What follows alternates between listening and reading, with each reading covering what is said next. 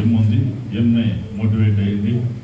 మనందరికీ కూడా దాదాపు ఇప్పుడు గంటన్నర సేపు నుండి దాదాపు ప్రతి ఒక్కరిని కూడా ప్రతి అంశంలో ఏ సబ్జెక్ట్ ఎవరెవరు కలాట్ చేశారో వాళ్ళందరినీ కూడా ఈ సంవత్సరానికి తగిన విధంగా మోటివేట్ చేశారు. సో వాళ్ళందరూ ఆయన ఆ విషయంలో ఫుల్ఫిల్ అయ్యాడు. ఆయన ద్వారా మోటివేట్ అయిన మనం మరి తిరిగి క్లబ్బుల్లో మోటివేట్ చేసి ఈ లక్ష్యాలని సాధించాల్సినటువంటి బాధ్యత మనందరి మీద ఉంది.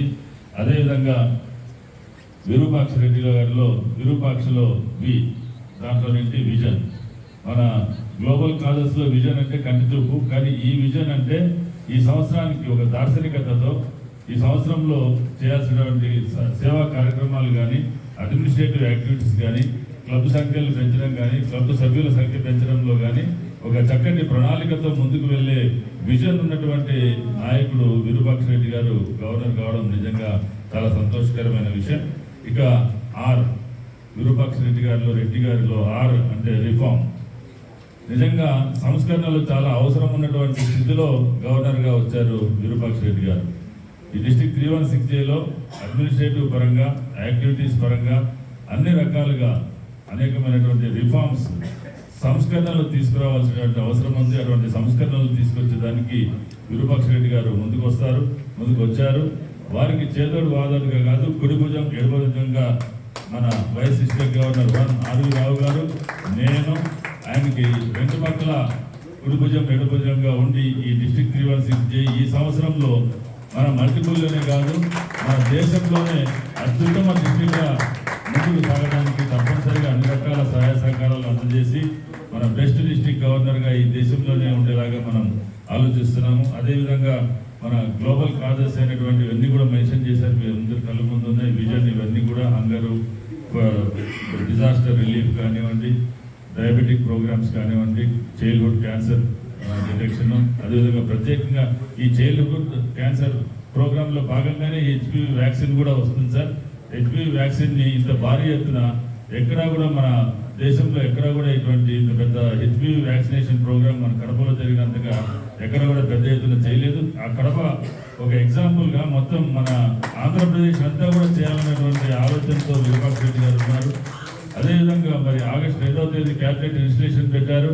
మనం మెంబర్షిప్ని ఎంత పెంచినా, క్లబ్ల సంఖ్య ఎంత పెంచినా, మొత్తం మీద మన ultimate goal service, we serve అనే దాన్ని మనం సేవా కార్యక్రమాలే మన ప్రత్యామ్నాయమైనటువంటి లక్ష్యము, గోలు.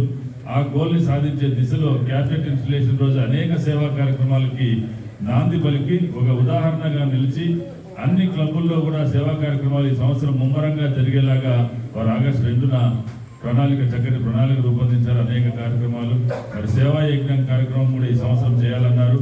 దివ్యాంగులకి నంద్యాలలో ప్రతి సంవత్సరం కూడా 20 సంవత్సరాల నుండి వందలాది మంది దివ్యాంగులకి ప్రతి ఏడాది కూడా కార్యక్రమాలు నిర్వహిస్తున్నాం. అదేవిధంగా అన్ని క్లబ్బుల్లో కూడా దివ్యాంగుల కార్యక్రమాలు నిర్వహించడానికి కూడా మనం అందరం కూడా ప్రణాళిక రూపొందించుకోవాల్సిన అవసరం ఉంది. ప్రత్యేకంగా ఈ విజన్ కార్యక్రమంలో ఇంటర్నేషనల్గా మనకు క్యాటరాక్ట్ ఆపరేషన్ చేసి కంటి చూపు పోయిన వాళ్ళకి క్యాటరాక్ట్ ఆపరేషన్ ద్వారా వాళ్ళకి మళ్ళీ తిరిగి చూపిస్తున్నాం.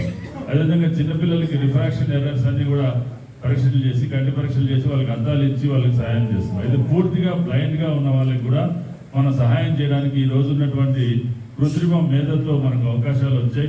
మన ఇంటర్నేషనల్ లైన్స్లో దృష్టికి కూడా మనం తీసుకెళ్ళడం జరిగింది. ఆర్టిఫిషియల్ ఇంటెలిజెన్స్, కృత్రిమ మేధ ద్వారా పనిచేసే కంటి అద్దాలని భుజంగరావు గారు గొప్ప సైంటిస్ట్ DRDOలో వారి కిమ్స్లో రీసెర్చ్ ఫౌండేషన్ ద్వారా ఒక AI అసిస్టెంట్ కృత్రిమ మేధతో పనిచేసే అద్దాలని కనిపెట్టారు. అది 7,000 రూపాయలు మాత్రమే. అది పూర్తిగా బ్లైండ్ ఉండే వాళ్ళు పెట్టుకుంటే వాళ్ళకి పుస్తకాలన్నీ కూడా చదివి వినిపిస్తుంది. 18 భాషల్లో ఎదురుగా ఉండే మనుషుల్ని గుర్తుపడుతుంది. వాళ్ళ ఇంట్లో వాళ్ళందరినీ కూడా ఎక్కడెక్కడ ఏముందో చెప్పి నావిగేట్ చేసి వీటి ఎటు వెళ్ళాలి అని అది గైడ్ చేస్తుంది. మనుషులను ఐడెంటిఫై చేసి మళ్ళీ ఎన్ని సంవత్సరాల తర్వాత కలిసినా కూడా మీ ఎదురుగా పలానా వ్యక్తి ఉన్నారని చెప్తుంది. కరెన్సీ నోట్స్ ఐడెంటిఫై చేస్తుంది. ఈ కార్యక్రమం కూడా మల్టిపుల్లో కూడా ప్రజెంట్ చేయడం జరిగింది. దీన్ని మన రాష్ట్ర వ్యాప్తంగా, దేశవ్యాప్తంగా కూడా టేకప్ చేయాలని. రెండవది ఆర్గాన్ డొనేషన్ కూడా ఒకటి మనకు ప్రణాళికలో ఉంది. ఆర్గాన్ డొనేషన్లో అన్ని ఆర్గాన్స్ ఇవ్వడం అంటే కష్టము. బ్రెయిన్ డెత్ అయిన వాళ్ళు వచ్చినప్పుడు మనకు అన్ని ఆర్గాన్స్ దొరుకుతాయి. కానీ సాధారణంగా చనిపోయినటువంటి ఏ మనిషిని అయినా 6 గంటల లోపల మనం నేత్రదానం చేయడానికి అవకాశం ఉంది. దాని ద్వారా మన కంటి గుడ్డు తీసినా కూడా కంటి రెప్ప కింద ప్లాస్టిక్ ఐ పెడతారు కాబట్టి మనకేమి కూడా కంటి గుడ్డు తీసినటువంటి ఆనవాళ్ళు కూడా ఏం కనిపించదు. తద్వారా మనకి ఈ కార్నియల్ బ్లైండ్నెస్ తో పూర్తిగా చూపిపోయిన వాళ్ళకి కూడా ఈ ఆర్గాన్ డొనేషన్ బ్లైండ్ అంటే మన ఐ డొనేషన్స్ ద్వారా మనం సహాయం చేయడానికి అవకాశం ఉంది. మన రాష్ట్రంలో హాస్పిటల్స్ చాలా ఉన్నాయి. ప్రతి ఐ హాస్పిటల్లో కూడా ఐ బ్యాంక్ కూడా పెట్టుకుంటే బాగుంటుంది కూడా సలహా ఇచ్చాము. అదేవిధంగా అంటే ఈ సమయంలో అంటే చిన్న ఇన్స్పైరింగ్ మన లైనిజంతో ఇన్స్పైరింగ్ ఉన్నటువంటి చిన్న దాన్ని చెప్పేసి నేను ముగిస్తాను. భూమా నాగిరెడ్డి గారు నంద్యాలలో ఒక లయన్స్ క్లబ్ కార్యక్రమంలో శోభా నాగిరెడ్డి గారితో పాల్గొన్నప్పుడు వాళ్ళిద్దరు కూడా ఐస్ని ప్లెడ్జ్ చేయడం జరిగింది. నేత్రదానం చేస్తామని చెప్పారు. దురదృష్టవశాత్తు శోభా నాగిరెడ్డి గారు యాక్సిడెంట్లో చనిపోయినప్పుడు వారి పక్కన నేను ఉన్నప్పుడు భూమా నాగిరెడ్డి గారు గుర్తు చేసి మనం అప్పుడు ప్లెడ్జ్ చేశాం కదా, మన నేత్రాలని దానం చేద్దాం శోభా నాగిరెడ్డి గారు అని చెప్తే ఎల్వి ప్రసాద్ ఇంటికి పిలిపించి ఆమె నేత్రాలని దానం చేయడం జరిగింది. తర్వాత భూమా నాగిరెడ్డి గారు కూడా దురదృష్టవశాత్తు ఒకసారి ఆయన హార్ట్ అటాక్ వచ్చినప్పుడు రికవర్ చేసిన, రెండోసారి వచ్చినప్పుడు మా హాస్పిటల్లోనే ఆయన చనిపోవడం జరిగింది.